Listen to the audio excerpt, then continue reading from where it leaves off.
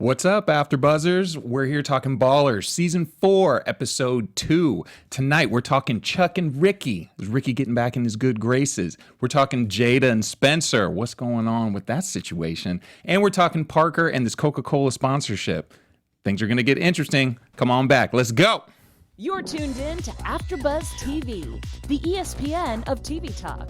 Now, let the buzz begin. Come on. What? If this don't get you hype right here, hey, let's go. I'm about to go. We all said we about to go work out right now, so we might have to go. I lied. Get it pumped up. We just messing with you. We just was Do some push-ups on the table right now. Oh, okay. Win. That's what we about to do tonight. Hope you guys, thank you for joining us. Hope you guys are ready for a good show tonight. I got my lovely co-host with me today. Again, I'm Tanir Williams. We're talking Season 4, Episode 2. Don't you want to be Obama? Something, like that. But like I said, Tanir Williams. Let me introduce my lovely co-host to my left here. What's up, everyone? It's Felicia Michelle. And what's up, everyone? It's Francesca. And we're talking Ballers tonight. So we had some interesting things going on tonight. First thing, I want to just get kind of everyone's overall thoughts of the episode.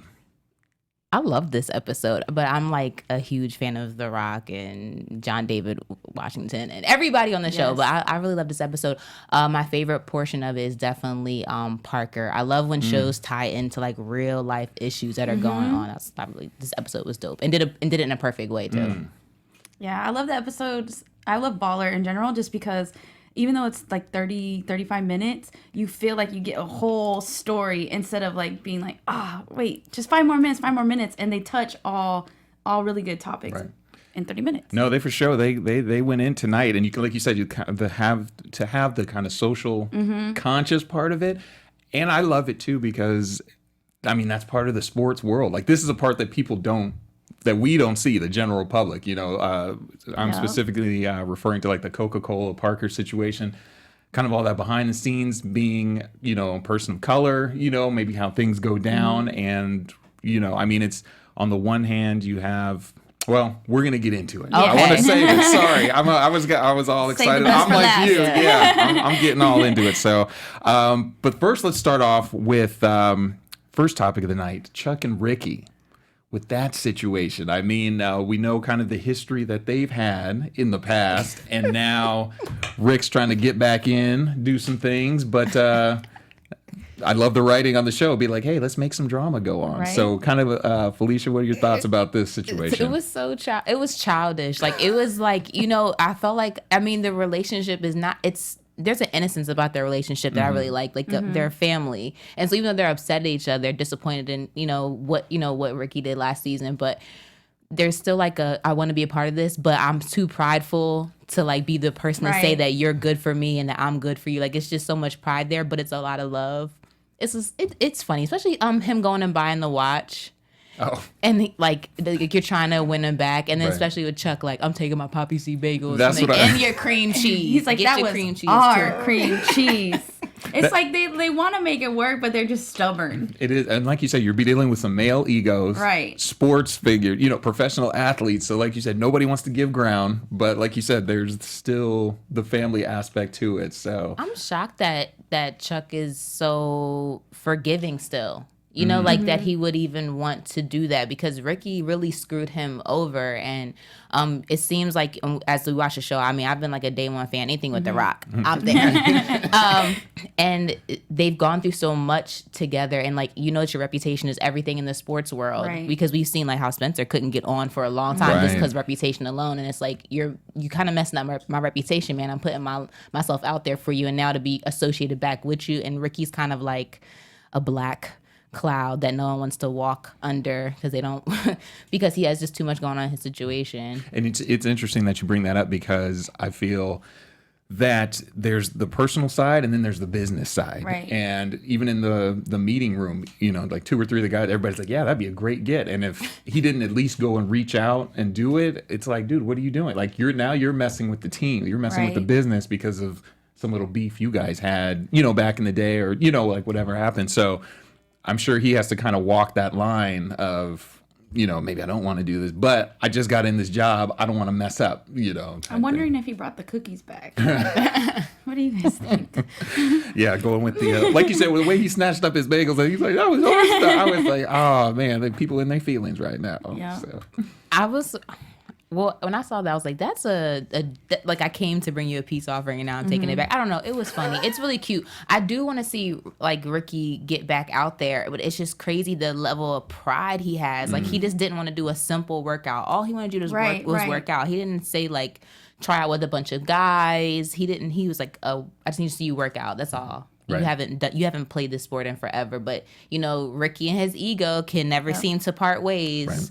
And it's messing up a move for him. Yeah, it wasn't like anything out of the ordinary that he was asking him to do. I'm sure anybody there. I feel like that's a normal thing that teams do. Like, hey, we're interested in you, but you've been out for a little bit. Exactly. Let's bring you in and just see what you do. And you're not like a spring chicken or anything like that. Right. Just be honest. What is the average NFL career? Like 3 years or something like that? So 2 to 4. It's season 4, so by how Right. I go. Yeah, exactly. About 3 years. And if you've taken some time off in that time, it's kind of like, I feel like those definitely professional sports, that's something you got to be in doing all the time. You take some time off. Unless you're just like a Michael Jordan or someone, elite athletes. If you're an elite athlete, your body's up to certain conditioning at your peak, and then you kind of like fall off. Like I know, like if I was an Olympic figure skater, let's say for example, I was an Olympic figure skater, and they were like, "You're not skating anymore, Felicia." I would just go skate my way to like a Korean barbecue place. Like a donut shop. Like I would be so happy because of being so disciplined so long. Like Right. So it makes sense that he needs to work out. Ricky's just You can't just.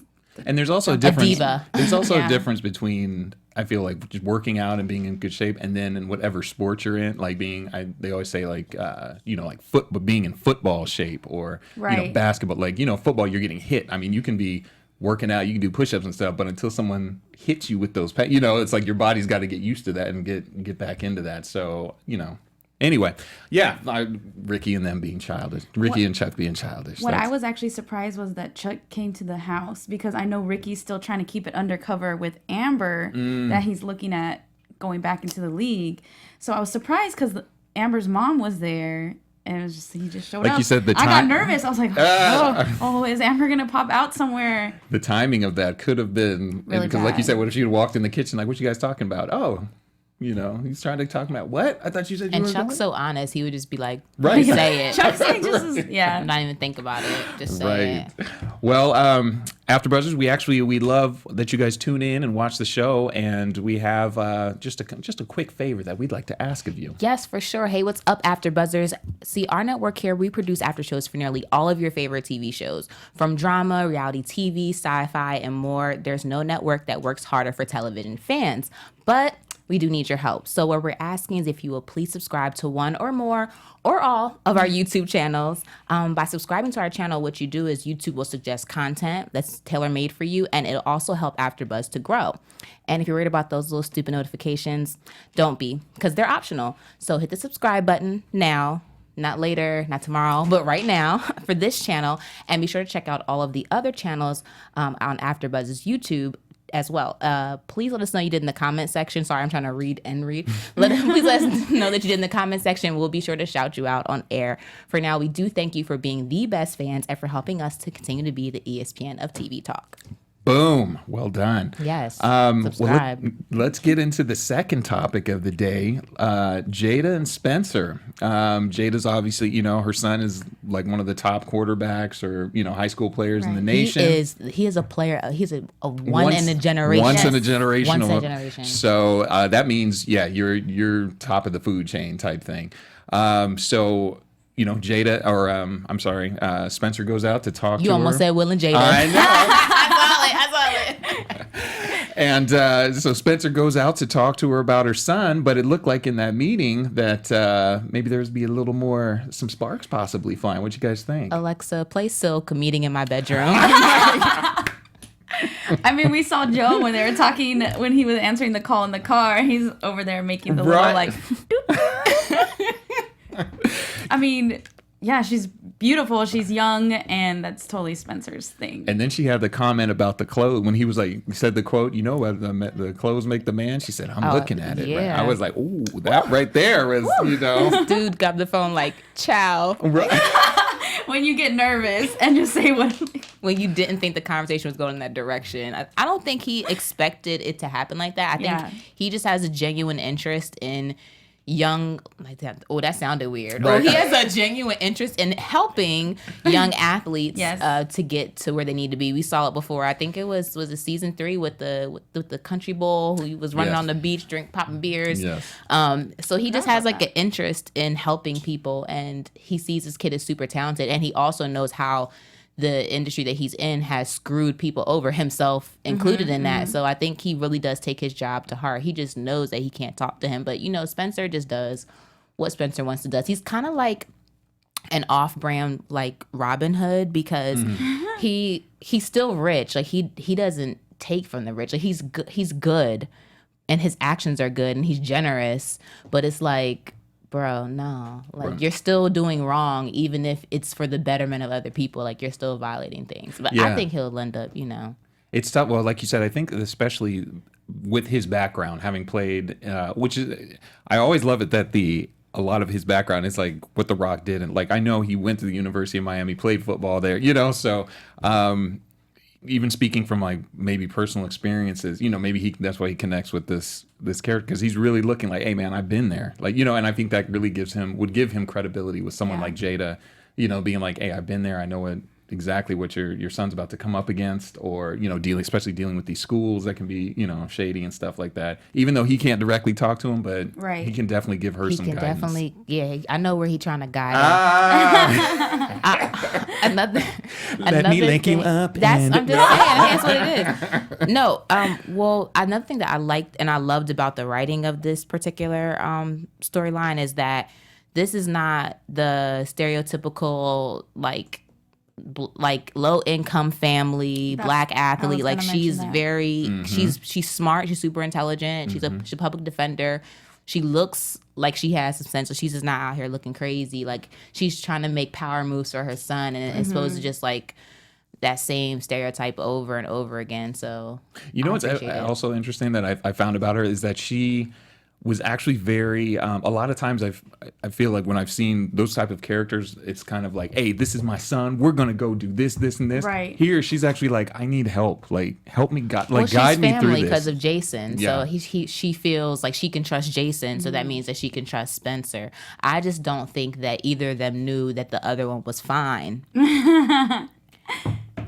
Like, it was like, oh, surprise, oh damn. Well, he had seen her on the TV last week when he was like watching the interview with Quincy. Yeah, because he said, I'm looking at the mom, you know, like type thing. So Creep mode. I think that was definitely like a seed planted last episode, so I feel like we're gonna see a little bit more of them for sure. And she was pleasantly surprised when she probably showed up, like, although you feel like she would have probably been able to see something like maybe beforehand, like, who is this in this day and age? Right, you would think. They don't need to be famous to find them. Just saying. That's very true. Very true. So I think it'll be interesting to see how that that develops and how that storyline kind of goes along, you know, going forward, and what happens with that. Can I just sidebar and say Jason's girlfriend was annoying? Yo. Oh my god. You know, like, oh my. She just was doing the most. Like, girl, go get your own bucket of balls. Right. Her accent was out of this world. I don't know. I'm from New Jersey, so it sounded okay to me. Yeah, you were kind of feeling like she was Kind of like Boston. No offense to Boston accents, but it was just like her thick attitude and how she was like demanding. I was just like, I was gonna say, you thought I she love was a good harsh accent. You would have thought she was the super agent, and like Right? he was like the hanger on, like, oh, go it get was me my like stuff. almost a play, like she has his balls, but he's over here getting her balls. Or maybe Jason, not to say Jason, as if you know, watching the show, like, he's cool, but Jason can be annoying. So I think she just probably was annoyed that she probably was annoyed that he, you know, was doing his thing and she's trying to spend time together. And I think a lot of, if you've ever been a girlfriend, who's had a boy. Or shoot, if you've ever been in a relationship, period, it doesn't matter what was down there, but they've gotten on your nerves when you're trying to spend time and maybe they're not paying attention. So I think that's what it was. She can't help her. She needs to work on her accent, but she can't help it. Oh, and we'll definitely watch for that. See how that goes. What I really want to spend some time on is this kind of the final storyline that kind of it hit with me, like struck a chord with me personally. Is this whole Coca-Cola and Parker relationship? What they did, obviously, with the advertising campaign, and just in terms of how they working with athletes of color, and I think, like you said, the Rock even stepped in a little bit and definitely had Parker's back on that. But you also see we saw the business side of it when, what's his name? Lance? Lance, and the people from Lance. Yeah. When you step in and you start talking. Hi Joe. Yeah. Hi Joe's great. When you start talking about millions of dollars at stake, and people are like, oh, like, what's this going to do? I want to get thoughts in terms of like what you thought of that whole situation. I was really happy that Spencer had that meeting, and regardless of Lance knew about it in the beginning, because I think some things you really do need to put your foot down on. And like I feel like, especially in sports, even though I understand extreme sports, you usually think of more lighter skin, but I feel like every athlete is just an athlete, so why not? What's the point? And who cares if it's $1 million contracts and stuff? If it's not ethical or not, you're not comfortable with it. Like, okay, so we lost Coca-Cola. Well, let's go get I don't know. Pepsi's not a good reference. Pepsi had Beyonce, Britney Spears, though. Well, they had that one commercial with Kendall, remember? Oh yeah, never mind. So like They're Dr. off Pepper, base. okay, like Dr. Pepper can come in and they can have a good deal with Dr. Pepper. Do you know what I mean? It's like, so I appreciated that Spencer put his foot down, and then I do like before that meeting though how he tried to really relate to Parker. And Joe's trying to approach it. Well, he was high, but he was trying to approach it differently. Right. But he really was like, I feel you, I understand you, I want to hear what you want to say. So I just really appreciated Spencer in this episode. So, all right, there was a lot of issues in this topic, and that's why I like it. I feel like it struck things on many levels if you're paying like attention. Well, first off, their name is Shh, so they're trying to silence you. Like, that was hilarious. I didn't even catch that. Like, they're trying to silence you. Another thing is touched on the topic is colorism. So, and it's funny that typically people who have deeper complexions are discriminated against because of that. Right. And what they did was make his complexion deeper so that they can make him the token black person. And nobody wants to be the token black person. I went to Penn State. It is 70%, at the time I was 70% Caucasian, 30% other. And that's all the others. Right. All the others, that's in the others. That's not Caucasian. So it's being the token black person in a space is not fun because you represent like a whole race of people, and like how much pressure is that? So when he said I don't want to be the best black surfboard, I just want to be the best surfer. Like, and I totally understood that. Like, okay, I get it. You just want to be the best. Like every athlete goes out to try to be number one in their sport, but sometimes you can't ignore color. Like I don't see color. Really? Right. Then you should get those glasses that they sell online. You might need a little surgery. You might need something, but it's there. I love that he chose not to ignore it. I thought it was so funny that it came back around to bite them in the butt, that they wanted to just, they wanted to brand him like this. And he said, okay, well then I'm going to be the most pro-black person ever. He did put his fist up. I was like, God, I forgot I was in the studio. I was like, oh. I mean, I'm still, but it wasn't necessary because everyone's very inclusive here. Right. No, it was interesting. And I wanted to get your guys, your thoughts, especially when he had mentioned, like you said, not wanting to be the best black surfer. I don't want to be Obama. Because a lot of times I think back to people like a Tiger Woods, being in golf, very white sport. And I remember when he was coming out, he was like, hey, I just want to be me. What did he say? Like Kabbalah-Gasian or whatever he said his race was, because he's mixed with like a lot of things. Blasian. But it was one of those things, like, especially in a sport like that, especially if you're good, when you're good and dominant. I mean, it's like you said, you can't erase race. Like you can't not look at it. And I know sometimes with, I know my friends, my black friends who, saw it when he said that were kind of a little put off, like, oh, okay, like, like you're not going to recognize basically that you're black, or you're trying to like appease everybody, It's just like, because when people see him, like they're gonna recognize. They're like, when they first see you, they're gonna be like, "Oh, you're black." Like they're not gonna say you're this mixture of races. I'm just be flat out. Like I think that Caucasian people would say you're black because that's what I get. Like you're just black. But other people who are of different ethnicities, oftentimes someone who asks me and don't actually just assume. So I think from an outside standpoint looking in, they're just going to look at him and be like, oh, yeah, he's black. Like, that's just it. It's really easy to just label it like that. Right. I thought it was funny as I'm sitting here thinking and listening to you talk about, like, white guys in the NBA.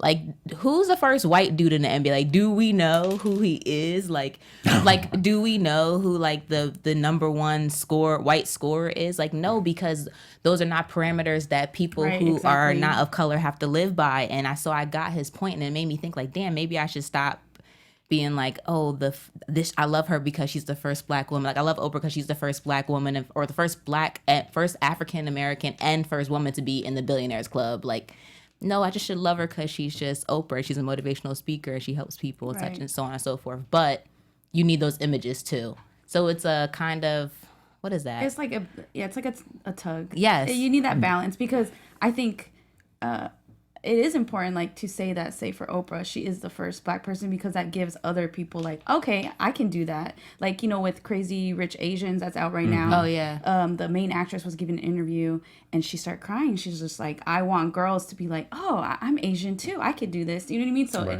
there is still an importance to it, but representation matters, but matters. The label is just like... Exactly. I also think it's interesting in terms of his background, because, like you said, when I think of people like...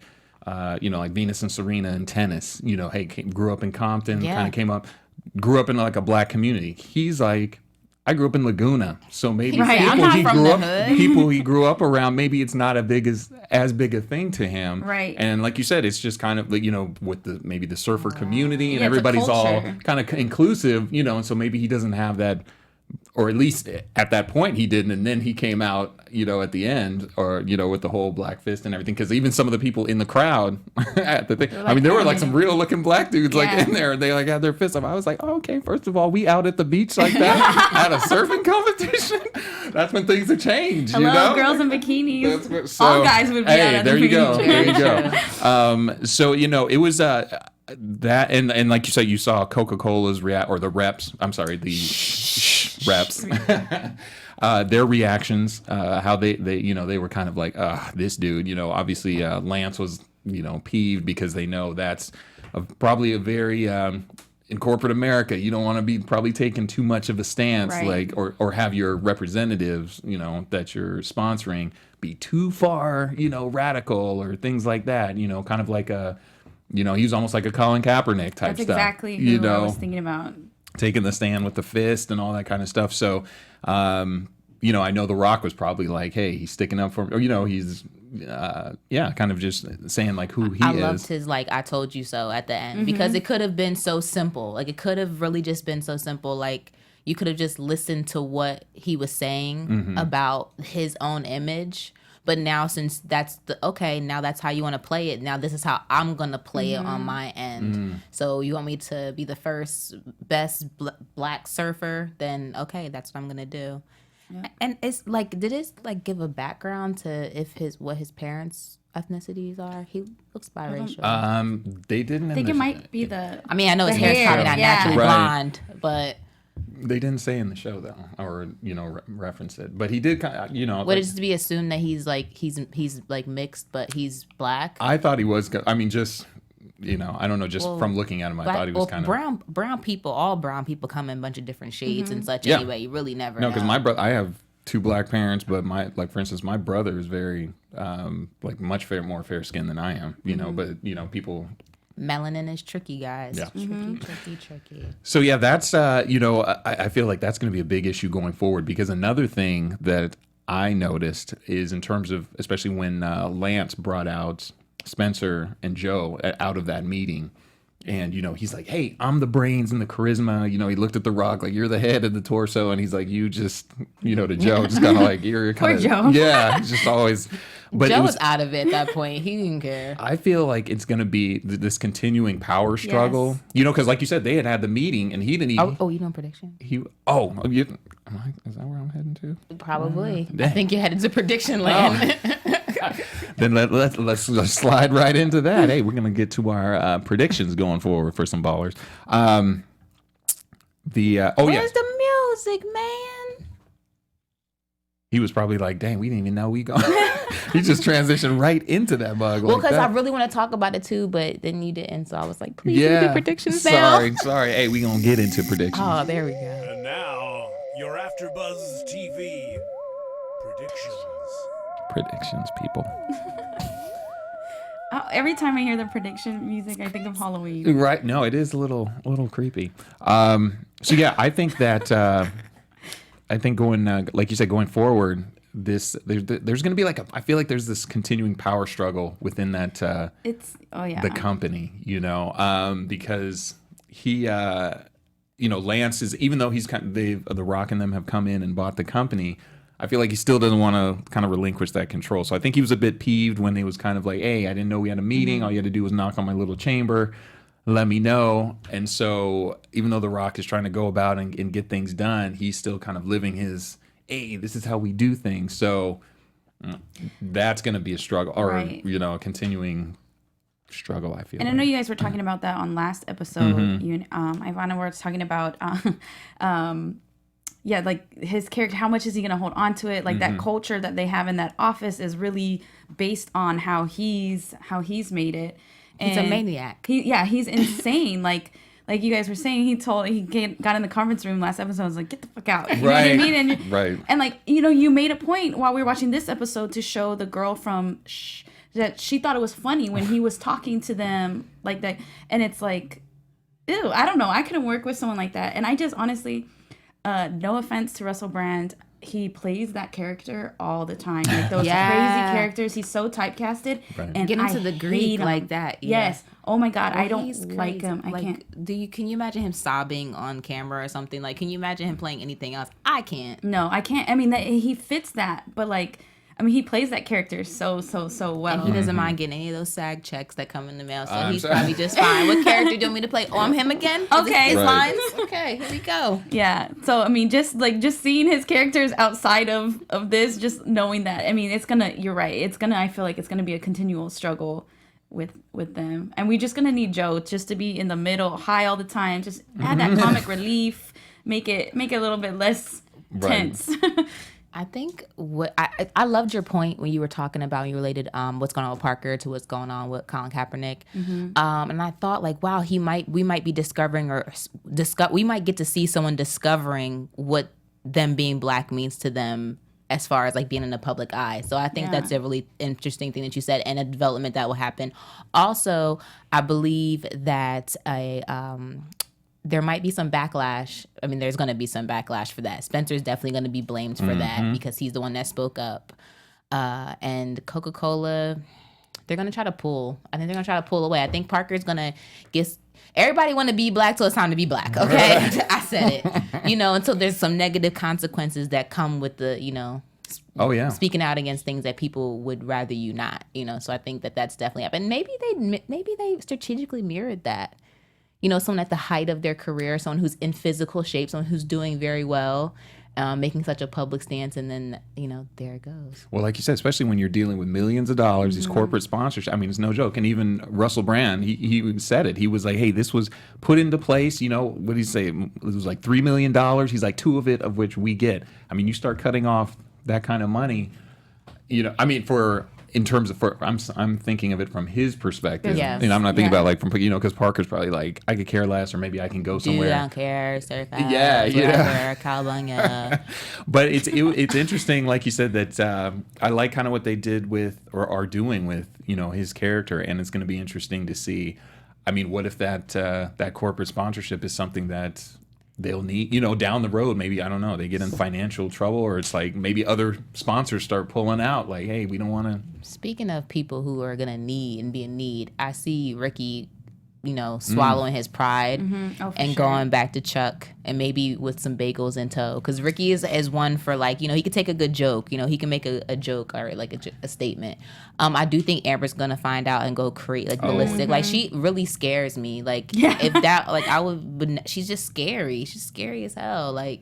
She's had that baby and now she has him and now she gets to play his girlfriend. I'm jealous. I'm done. No, I'm just kidding. No, I'm a little serious. It's going to be, like you said, in terms of, especially when she finds out, I mean, I don't know if Ricky's going to plan out that conversation or, because it's it's coming. You can't play a season in secrecy. If she can't keep the old mattress because of possible exes, she's not going to be good on this. I wouldn't have kept that mattress either. I'm just saying, that's kind of nasty. That's actually very nasty. I don't blame her for that. It was the way in which she said it, though, I didn't like. But I do think that she'll be understanding. I think she'll surprise us because sometimes their connection is just super sweet and stuff in it. But I think she'll surprise us. But she's going to go ballistic first. And I think maybe her mom might even tell because I didn't even notice when you said her mom was in there listening to what they were saying or holding the baby. Right. I think, though, if he, obviously ends up at the Rams, they don't got to move. They don't have to move. So, they don't, the last episode, it was, well, wherever the baby goes, I go, and we want to be a family. So I think it will end up ultimately okay because they don't have to really go far. I think that would be the one kind of point, or at least that he could use. Right. Hey, we don't have to go anywhere. We got this out. We'll be right here. But the rest of it is, Yeah. But Chuck's going to make something work. I don't see Ricky not playing. I don't see that. That'd be so weird. He doesn't play anymore.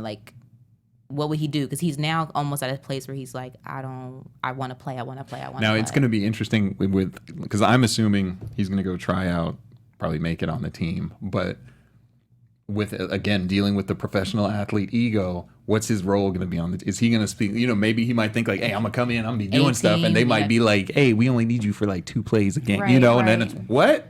And then is he going to go off, or let his mind be? I don't know. I'm just throwing stuff out there. And then I don't know if you guys heard we got all kind of predictions tonight. Right? We got 50 predictions. Let's do it. When Spencer was on the phone with Reggie, back in Miami, but he was saying that technically him and Reggie and Ricky are essentially silent partners into X things. So I feel like it would be weird if Ricky didn't do football, but if he didn't, I feel like we might have shenanigans with that company with him. Maybe he might want to serve. No, I'm just kidding. And we'll see Vern next episode too. Yeah. So I'm excited for that because I think Reggie's hilarious. Oh yeah, no, for sure. He's a character. Literally makes.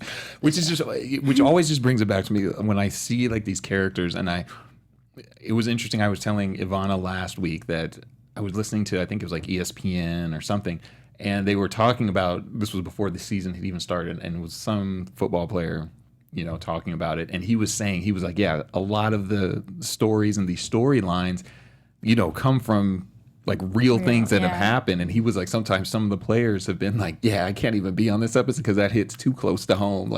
Either this happened to me or I've been in this or someone would be, so, people like Reggie, some of the characters that come about in their lives, it's just the whole professional athlete lifestyle, and what goes on. And I think they do a great job, obviously, of portraying that. But I know there's probably stuff it's hey, we can't even put this in, even though it's an HBO show, we can't talk about this. I would love to just sit down with some of these players for a day and just tell me stories, the mattress type story. I mean, not necessarily what happened, but it's just I'm sure they all have she's well, maybe I would at one time, no, that would be terrible.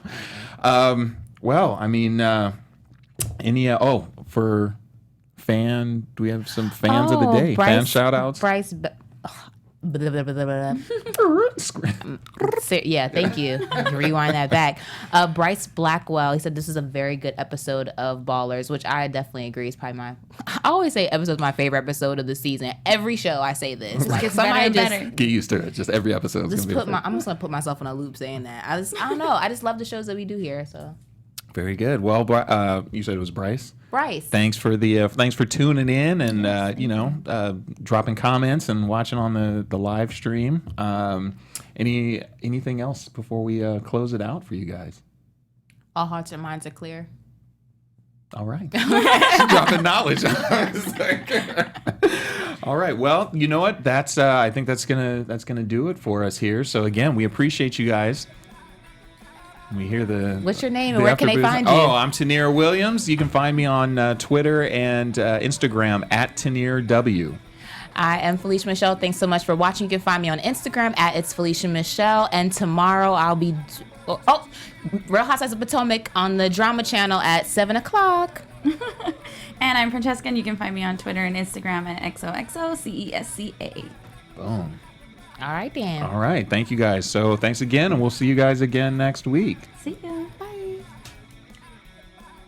From executive producers Maria Menounos, Kevin Undergaro, Phil Svitek, and the entire AfterBuzz TV staff, we would like to thank you for listening to the AfterBuzz TV network. To watch or listen to other after shows and post comments or questions, be sure to visit AfterBuzzTV.com. I'm Sir Richard Wentworth, and this has been a presentation of AfterBuzz TV. Buzz you later. The views expressed herein are those of the hosts only and do not necessarily reflect the views of AfterBuzz TV or its owners or principals.